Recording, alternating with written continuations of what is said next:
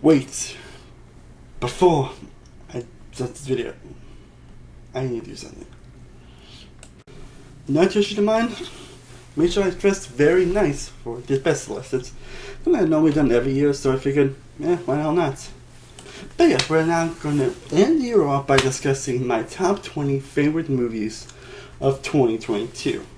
Despite the fact that 2022, let's face it, freaking sucked ass, I was still able to see a lot of movies, and all of them actually were pretty good, actually. So, those are the that we're going to talk about today, the films that I personally enjoyed the most. Again, this is my personal opinion, my personal list on my favorite movies of the year.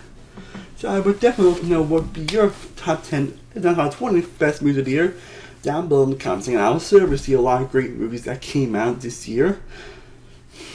I thought about that my life was basically kind of hell for like the second half of the year, so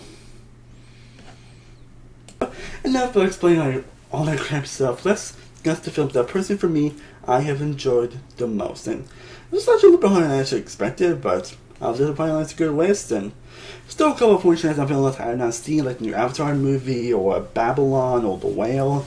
So who knows if they're going to make this list, honestly, but normally I probably could have waited for being honest, but seeing how I know my life's gonna but mostly because I like stuff and also work, I'm be better to actually do this list now.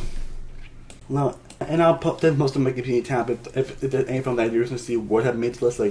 Like if Avatar, The Way of Water, Babylon, or The Whale would have made this list if I were to see it before doing this list. Just give you guys a little heads up on that, but it's life. What can you do? But anyways, let's get on to the list, shall we? But before we do get to my top 20, let's discuss the 20 honorable mentions of films that I still really enjoyed, but just barely unfortunately missed the list. And those films are A Christmas Story Christmas, The Bad Guys, Rescued by Ruby, Ambulance, Marry Me, Do Revenge, Clerks 3, Bros, Bones and All, Elvis, The Black Phone, Muscle, The Shows with Shoes On, Emily the Criminal, Weird, The Young Incafish Story, Smile, Violent Night, Sonic the Hedgehog 2, Chip and Dale Rescue Rangers, Hellraiser, and a film that fortunately missed my list, Prey. All great movies. They unfortunately weren't great enough to make the actual list. Now, kicking off the list at number 20, we have Terrifier 2. And just know, this is not going to be the only horror movie you will see on this list. Because this feels like 2022 was an amazing year for horror movies, and Terrifier 2 is one of them. Yeah, the film kind of runs around 2.5 hours. I don't think it really needs to be as long as it was, and there were definitely a few unanswered questions that did bug me a bit, but other than that, Terrifier 2 I think was a landslide dunk, where it delivers a lot of the gruesomeness of the first movie, but does it in a more meaningful way, or at least also a more fun way, and actually makes a lot more sense of these kills, and it's not just like kill, kill, kill, and no story. This one actually has a compelling story. I mean, sure, the story and the characters aren't the most compelling in the world, but they do serve their purpose, and you are definitely compelled to follow them. And the final girl in this movie is definitely one of the best ones I've seen in quite some time. When you get some great bombastic sequences, this really develops Arthur Clown as a really maniacal villain, and honestly a villain in another movie somehow, in some way. Arthur Clown could definitely be considered a horror icon. He definitely had potential in the first movie, but he definitely demonstrates that potential here. Again, if the movie wasn't as long as it was, it probably would have been higher on this list, but still, Terrifier 2 is definitely a worthy sequel. Now we go from a horror to a comedy at number 19. That is The Unbearable Weight of Massive Talent, the Nick Cage movie. This is a weird one because again, I think this will only work if you know who Nick Cage is, if you know about the antics that he does and everything, because this one might be a little lost on some people. But as someone who definitely does love Nick Cage, it delivers on the humor immensely. And that's basically the best part of the movie. It's hilarious from the beginning to it. It has so many hilarious moments. The Cage is great as always been. The acting in general is great in general. I think he's done very well. I like how, as well as everything involving Nick Cage and all his antics and everything. Again, how you love this movie will depend on how you feel about him as a whole, but yeah, this film is just hilarious. Now, at number 18, we actually get to one of two new movies on this list that I recently see before doing this list. These are the two most recent movies I did see before doing this list. And I'm actually kind of surprised, honestly. This movie actually probably would have been one of the most surprising films of the year, but I totally blanked on for some reason. But anyways, at number 18 is Puss in Boots: The Last Wish. Yeah, I'm just surprised as you know that me actually made this list, because I'm pretty sure nobody was really looking forward to a Puss in Boots sequel. Not saying anything against Puss in Boots, since Puss in Boots is one of the most iconic, if not the most iconic character from Shrek. The fact that we got this 11 years after the first movie that came out, which I don't think really anybody even remember that much. But yeah, it being a really good movie. The fact that it ended up being as really great as it was, and the fact that it even made this list really is surprising. Again, it actually delivers an actually compelling story with interesting and developed new characters.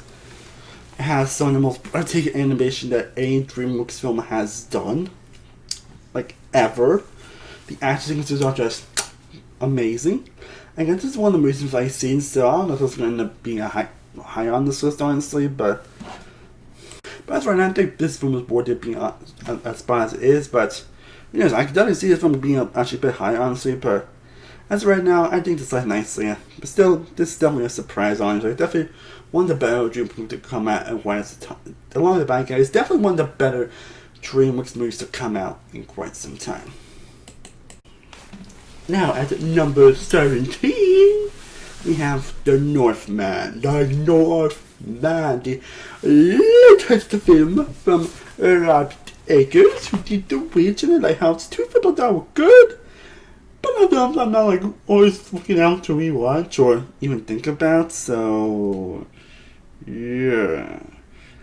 But for that, Northman is definitely, in my opinion, his best movie, honestly. Again, like his favorite movies, it's not a film I'm going to rewatch often, which is only why it's at number 17 here. But, I'm sure if I would rewatch it, it definitely would still deliver the same amount of punch and greatness that I did the first time around.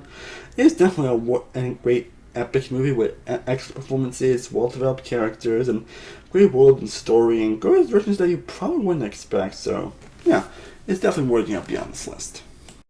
Now we get to another horror movie at number 16, and that is Banshees. Now, like I mentioned, this is a film that definitely is going to work with everybody, because characters so far are pretty despicable and unlikable, honestly, but anyway, we focus on that's kind of the purpose and the point that they're going for here. And that makes for some really interesting commentary on the Gen Z culture and how people act in that culture and everything.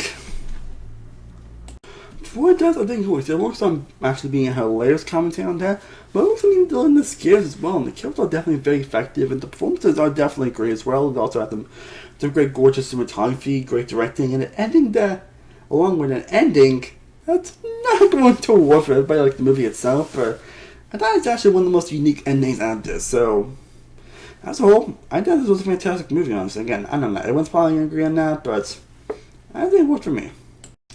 Now I get to another recent movie on this list, not as recent to I'll talk about, but coming at number 15, we got The Banshees of Inisherin. I hope I pronounced that last thing right, but this is the latest film from Martin McDonagh, who of course did films like In Bruges, Seven Psychopaths, and Three Billboards Outside Ebbing, Missouri, which I think are fantastic films, and he does a lot of horror with this movie. Again, he definitely has a very interesting take on how he directs his movies and how he does his characters and everything, and he nails it to the T here with Don Gleason and Colin Farrell giving career best performances here. And telling a great story about two friends that basically are just drifting apart, and one doesn't want to be friends with the other one, and the interesting lengths they'll go to here is very compelling and interesting, while delivering not only such really great and dry humor here that makes you laugh, but at the same time delivering a drama that's really engaging and keeps on glued to the screen and delivers some unique twists and turns, especially in the later half of the movie. Again, Mom Don really delivered another home run here. Now, coming in at number 14, we have Turning Red. A film that has gotten a hatred from a lot of parents this year. Yeah, I think it's another great hit for Pixar. And after rewatching it, honestly, I still think this film is fantastic. It's definitely not a hit Pixar. Definitely one of the more interesting movies, and in some ways I can see why not everyone's going to love some aspects of it, but me, I loved every bit. I thought it has a lot of the great themes and messages I think Pixar does very well. It's definitely a very relatable movie for a lot of people involving puberty and everything. I think the stuff about the Panther is very interesting. The characters are very fun and likable, and they like to follow throughout. The animation is very anime-esque, but in the best possible way, and the humor's not for everybody, but I still love my ass off for a long time of this movie, and I definitely smiled a lot around it, and it has that same emotional stuff that pretty much any Pixar movie does. Not the most emotional Pixar film out there, but it still has the right amount of heart to it, so yeah, I still love Turning Red. Now, for fun's sake, these next 4 movies are actually 4 horror movies in a freaking row. So I figured, why not just get along with this one portion? So at number 13, number 12, number 11, and number 10, yes, 4 horror movies in a freaking row. Yeah, but at number 13 we have Jordan Peele's Nope. At number 12 we have Pearl, the prequel to X, which actually is number 11. Yeah, and at number 10 we have the most recent Scream movie. Came out, yeah. I love all these movies. These are like you said to become horror classics for me, honestly. Like, they're that great horror movies. Nope is a movie that's very ambitious with its themes. Again, not gonna work for everybody, but I think it works very well for me, what they're trying to do here. But that would also make some performances, especially from Keke Palmer. Pearl is a very fascinating prequel that feels like a movie that was kind of made back in the early 20s and 30s, and Mia Goth delivers a top-tier performance in that movie, and I was definitely invested in the story from beginning to end. X is a very incredibly fun slasher that delivers on the kills and be one of the most unique slashers to come out in recent memory. And then we have the new Scream movie, which definitely surprised me how much I actually really enjoyed it. I wasn't expecting to enjoy it as much as I did, and it definitely delivered. I think by the legacy characters still doing well, the new characters are very well fleshed out. It thankfully still delivers on that meta commentary of the previous Scream movies, because there was some thought that it probably was going to, but thankfully it still does. I think it works incredibly well here. And with this being the first one after Wes Craven, it proves that I think this franchise would just fine without him. But yeah, I definitely love all of these movies. They're going to be pretty much horror classics for me down the road, and for good reason. Now, coming in number 9, we have Everything Everywhere All at Once. Yeah, enough of my definitely do rewatch before doing this list, and it definitely belongs on this list. This is a movie that's definitely it's definitely a very trippy and weird movie, but weird and trippy in the best possible ways. But I find that it really does hit on some very resonant and emotional themes here that really do it home. I find that you also get incredible performances, especially from Michelle Yeoh. Some very crazy visuals, very unique cinematography and directing. And I feel that definitely is going to blow you away from when you first saw it. And I don't know enough to think about it since I saw it. And despite it being number 9 here, Everything Ever All at Once is definitely something that's definitely going to remember as a classic from A24. That's for sure.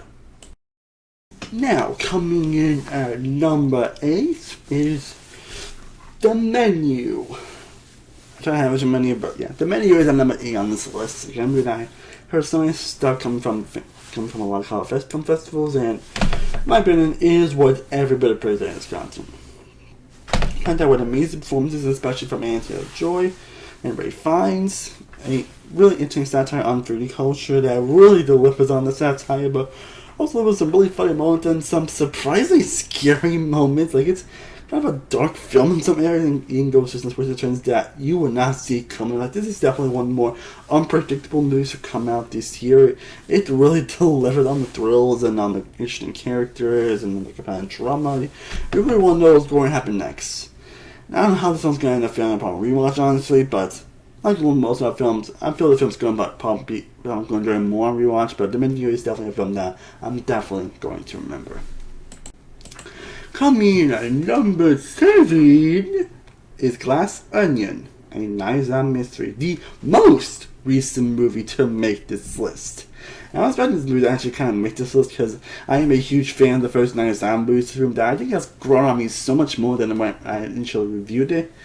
Honestly, it's one I don't really love, but I love that even more towards an all-time favorite of mine. And so far, I love Glass Onion probably close to just the amount I did the first movie. Again, doesn't honestly looking back after the first one, just a teensy bit better. But that doesn't matter. Glass Onion is still a very worthy successor to the first movie. It still delivers a lot of the things I love about it still delivers on everything I love about the first Knives Out movie, from the compelling characters, the engaging mystery, Rian Johnson's impeccable directing, Daniel Craig acting his ass off here, delivering probably the best character performance. I wouldn't be surprised if Blanco Brown ends up becoming an iconic character from just these two movies alone. And the cast itself, like the first one, delivered, with Janelle Monáe, in my opinion, being a big standout in this movie. But like the first one, the mystery is incredibly engaging with some very great surprises and stuff that you probably wouldn't see coming, and the reveal being very satisfying. Again, why do people hate Van Dolphin again? I mean, obviously no, but seriously? But in all seriousness, Glass Onion is a very worthy sequel to Knives Out. And like the first one, I can definitely see it growing on me. And it could probably be a few spots high on it, but as of right now, I think it lands nicely at number 7. Now at number 6, just unfortunately missing top 5, is Top Gun Maverick. Definitely one of the biggest surprises of the year, because while I was expecting it to be good, I wasn't expecting it to be this freaking good. I'm pretty sure nobody did, honestly. I mean, this film was in development hell for a while, then it was supposed to be 2019, but you all know what happened. I mean, but in all seriousness, it finally came out this year, and it's definitely it's a very worthy sequel to the original movie. A film that I've always just liked, but Maverick pretty much blows that film out of the water with the characters being most compelling ever, with the new characters being very compelling and fun to watch. Tom Cruise giving the performance of his career. The flight sequences being just muy caliente. The cinematography especially is amazing, and the characters are very compelling. You get some great character actions. You go through some very emotional stuff in this movie. And I wasn't expecting to get choked up here, but here we are. So, yeah, once you all did this top 5, Top Gun Maverick is definitely going to be remembered as one of the best sequels to come out in recent memory. And I'm glad I'm one of those people that does think that about this movie. Now we're in the top 5, people. Now we get to what's obviously my favorite horror movie of 2022. That's Barbarian. And I'm not going to say anything else because you guys should watch it yourself. Barbarian is one of those movies that you really shouldn't go in not knowing anything about the actual story, or at least know what the story is kind of about than what is in the cast. But you should check it out, and then you'll see why for me Barbarian is the best horror movie to come out in 2022 in my opinion. It's considered to be an underrated, underappreciated horror classic. But now you get to what was the best horror movie to come out this year, to what is also the best animated movie to come out this year, number 4, and that is Guillermo del Toro's Pinocchio. So this year we had 3 Pinocchio movies that came out. Again, the probably show one I honestly kind of refuse to see, if I'm being honest, because I don't want to, honestly. And the other Pinocchio movie was kind of bad, honestly. It was definitely my most disappointing films. Again, I didn't see that video. But honestly, by one landslide, Guillermo del Toro's Pinocchio is the best one. But it might be the best Pinocchio movie that we have gotten, actually. And I think this film's going to beat the original because it is a classic for a reason. But Guillermo del Toro managed to do it. I mean, Guillermo del Toro is a masterclass of director, honestly, and he continues to prove that here with impeccable directing, amazing visuals, some of the most breathtaking stop motion animation you will ever find on you ever find in film. Find out with a movie that was surprisingly more moving and emotional than I was expecting. Like, I'm sorry, I was not expecting this. I don't know what it was, but I was not expecting it to be as emotional. Maybe because I probably didn't see any of the trailers that came out, but my God, was this movie emotional, and it delivered on that emotion where I actually care about the characters, I just care about what's going on in the story and everything. It's just a breathtaking, beautiful, and mesmerizing experience now. I mean, this one originally was number 7, number 8 on this list, but my most recent rewatch of this movie solidified it at number 4, in my opinion. Like, this is, again, look at Barbarian possibly being a horror classic. Guillermo del Toro's Pinocchio is definitely going to be a true animation classic for years to come. Now, at number 3, we have Black Panther Wakanda Forever. Yeah, it's crazy that just now we finally get a super such comic movie, and those movies I always enjoy on, despite the oversaturation of the genre, because yeah, that's just, it's been kind of oversaturation of movie comic book stuff this year, but especially Disney Plus stuff and the Marvel stuff. But this stuff was all bangers, and this Wakanda Forever is definitely a banger. Honestly, in my opinion, it's definitely one of my new favorite MCU movies.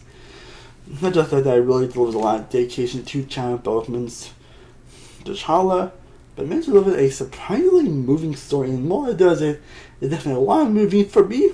I felt long, honestly. It felt just about right, honestly. I was invested in every story and character and storyline that was going on. I was invested in the storytelling, and they found an interesting way to actually continue the story without it feeling like it was just maybe then again.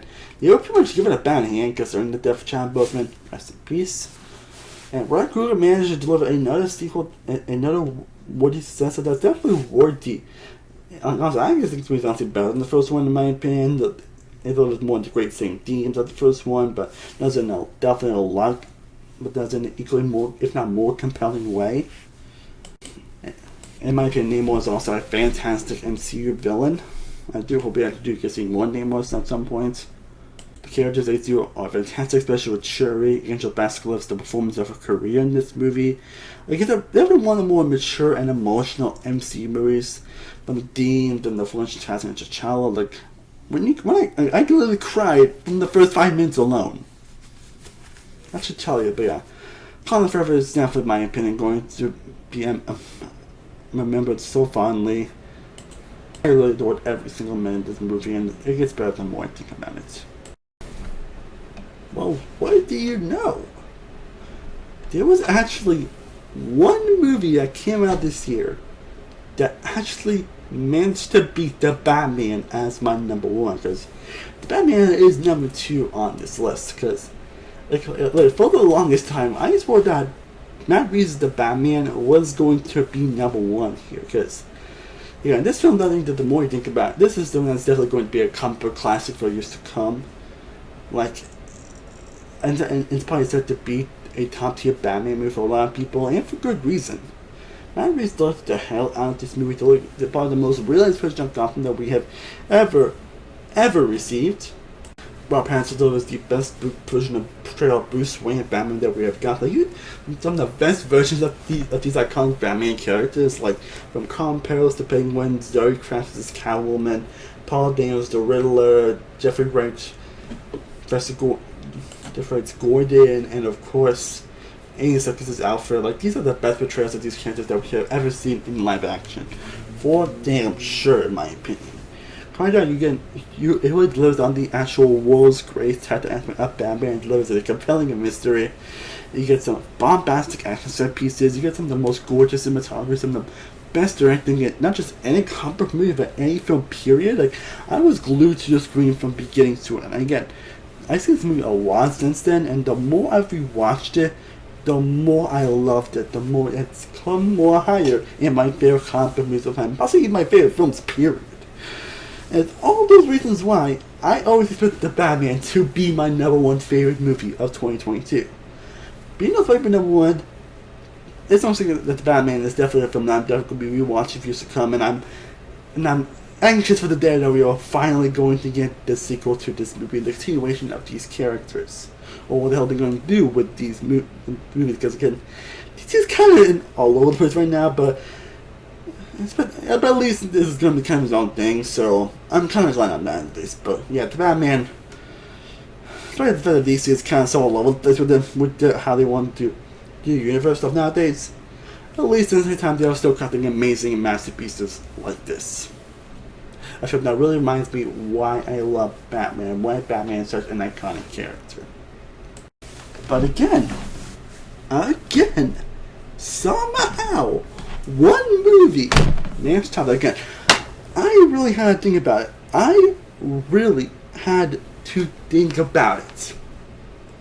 It definitely took me a bit in the past, but I gotta be watching this movie a few times just to really figure out which is my number one. I really did. But I officially decided my number one favorite movie of 2022 is, drumroll please,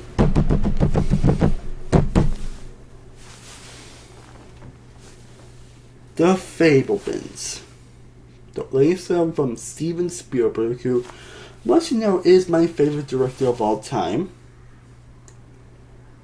And I was definitely curious what was going to do into this movie, but somehow he managed to make one of the most realistic, emotional, and the most impactful movies I have seen in my life. And I saw this movie just like a few weeks ago, and it still hits like a ton of bricks. Like, I've seen this movie a couple of times since then, and it still hits the same. It still hits that much. Like, this movie that's kind of more made for filmmakers and film lovers alike. And it really nails that aspect. But I'm not sure how it's going to feel the same I did, but for those who love and cherish movies and cherish being a filmmaker, it really delivers on that aspect. I mean, this film is probably loosely based on the real life on Steven Spielberg, so that makes it really more compelling. And combine that, and not just the level of films here, the film in general just has very compelling characters, fantastic performances, some of the best directing you will see all year, and just a beautiful, magical story that makes you realize, oh yeah, despite the fact that he's been around for 6 years, Spielberg still has some magic left in him. Because there has been some debate whether or not Spielberg does have the same amount of magic. Truthfully, I think this film definitely demonstrates that, yeah, Spielberg can deliver still a great masterpiece, and it's fortunate that this film actually is now bombing at the box office, because I actually totally forgot that this actually is bombing at the box office, but... And again, my favorite movies are the ones that always cherish me why I love movies, in terms that they can be the most emotionally. Like, I always thought the Batman was going to be that movie for me, but I think about it. For me, The Fablemans is my personal number one favorite movie of 2022. Whew. Well guys, I hope you enjoyed me discussing my favorite movies of 2022 this year. And I would definitely love to know down in the comment section, what are your favorite movies of the year? Which films really impacted you the most this year? I would definitely love to know down below in the comments section. I'm definitely excited I was able to look at these videos after you guys this year, because again, this year was rough, and I did post a thing on my community tab page where basically explaining what's going on for the remainder of this year. Basically, I'm pretty much going to be mostly sticking to my content doing like I've been doing mostly sync content, and I'm finally putting some tier lists out for you guys now that I figured out how probably doing that at least. So at some point next month, expect me to do a Big Brother season tier list, and possibly one on Survivor as well down the road, and possibly some other popular features as well. So stay tuned for that. Come very soon. Doing like I do stream on Twitch as well. Get on check out now. I'm posting more on the TikTok as well. So as always, thank you guys so much for watching. I truly honestly appreciate it. And thanks to everyone that's shown me a lot of support and shown me a lot of greatness and has been there for me during this rough period in my life. Let's hope next year is actually going to give me the best year for my content going forward. So as always, thank you guys so much for watching, and I will see you next time. Peace.